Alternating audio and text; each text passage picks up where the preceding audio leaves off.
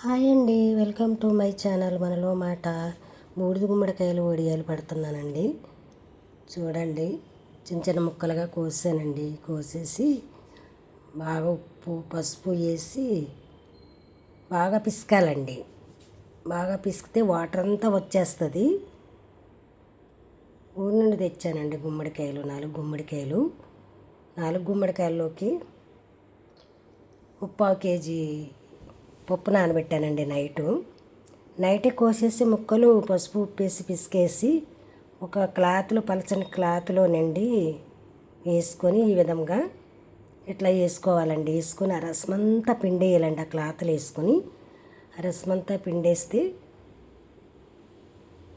Night అంతా రోలు కింద పెట్టేసి ఒక స్టూల్ వేసి స్టూల్ మీద పెట్టేసి మూట రోలు పెట్టుకోవాలండి. బరువు పెట్టాలి. బరువు పెడితే అది తెల్లారికి ఆ విధంగా అవుతుందండి. ఆ విధంగా ముక్కలు పెద్దగా ఉన్నాయి కదా, మరి ముక్కల కింద ఉంటుంది కదా అని కొంచెం మిక్సీలో వేస్తున్నానండి. మిక్సీ కొంచెం ఒక్క తిప్పాలండి. మిక్సీలో వేసి కొద్దిగా వేసుకొని ఒక్క తిప్పితే చక్కగా పువ్వులాగా వస్తుందండి. మంచిగా వస్తుంది. ముక్కల కింద నుండి విడిపోతాయి కదండి వడియాలు. అందుకని ఒక్క తిప్పండి. అందులోకి కొంచెం అల్లము, మిర్చి అండి, పచ్చిమిర్చి కొంచెం పండు కొంచెం పచ్చి ఉన్నాయి తీసుకోవాలండి. మరీ పచ్చి వేసుకోకూడదు. ఆ విధంగా చిన్న చిన్న ముక్కల కింద అట్లా వేసుకొని గ్రైండ్ పెట్టుకోవాలండి. అవి చూడండి, పండు వేసుకుంటున్నాను. కొన్ని పండు కొన్ని పచ్చి వేసుకోవాలి. అట్లా వేసుకొని గ్రైండ్ చేసుకొని పెట్టుకున్నానండి. గ్రైండ్ చేసుకుని పెట్టుకొని నైట్ నానబెట్టుకున్నాను కదా మినపప్పు. చూడండి, గ్రైండ్ చేస్తే ఎట్లా అయ్యిందో అట్లా మెత్తగా రుబ్బుకోవాలండి. మరీ మెత్తగా కాకుండా నైట్ నానబెట్టుకున్నాను 3/4 కేజీకి మినపప్పు. అది కూడా గట్టిగా గ్రైండ్ చేసుకోవాలండి. గారెల పిండి ఎలా ఉంటుందో ఆ విధంగా వేసుకోవాలి. మెత్తగా గట్టిగా వేసుకున్నానండి. 3/4 కిలో 4 కాయలకి. అలా చూడండి, గుమ్మడికాయ ముక్కల్లోకి ఆ పిండి అంతా వేసుకుంటున్నాను. 3/4 కేజీ పప్పు రుబ్బుకొని వేసుకుంటున్నాను. ఇదిగోండి, కారము మనం మిర్చి రుబ్బి పెట్టుకున్నాం కదా, మనకి ఎంత కావాలో అంత వేసుకోవాలండి. జీలకర్ర వేసుకుంటున్నాను.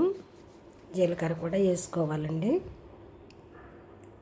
జీలకర్ర వేసుకుంటే మనకి గ్యాస్ ప్రాబ్లం అది రాదు కదండి. చూడండి, మనకి పిండి ఎంత సరిపోతుందో అంత సమానంగా వేసుకోవాలండి. ఎక్కువ వేసుకున్న పిండి గట్టిగా అయిపోతాయండి వడియాలు. మనం సమానంగా వేసుకోవాలి. 4 కాయలకి 3/4 కేజీ పప్పు అండి.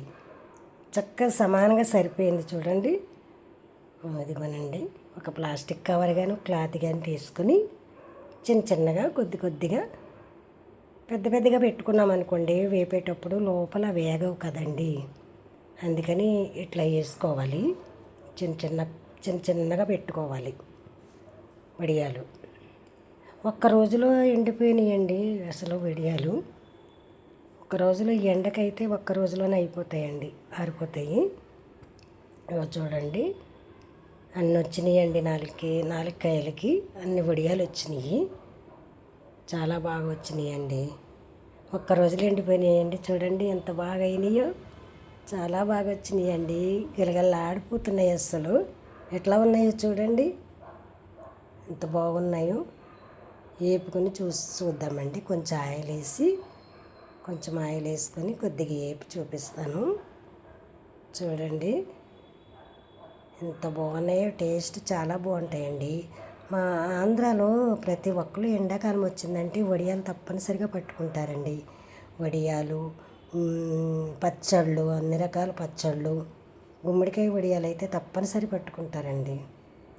మాకు కూడా అలవాటు అయిపోయి ఇంకా పట్టుకుంటున్నామండి. ప్రతి సంవత్సరం ఇట్లానే పెడతానండి. చూడండి, అలా నూనె ఎక్కువ వేయాలండి. ఆయిల్ ఎక్కువ వేసుకుని వేపుకుంటే బ్లాక్ అవ్వు, మాడిపోవు. ఆ విధంగా బ్రౌన్ కలర్ వచ్చే వరకు వేపుకోవాలండి. పప్పు సారు పెట్టుకున్నప్పుడు, రసం పెట్టుకున్నప్పుడు పప్పు ఆ విధంగా మనం వేపుకొని తింటే ఎంత బాగుంటుందండి. ఓకేనండి, బాయ్ అండి.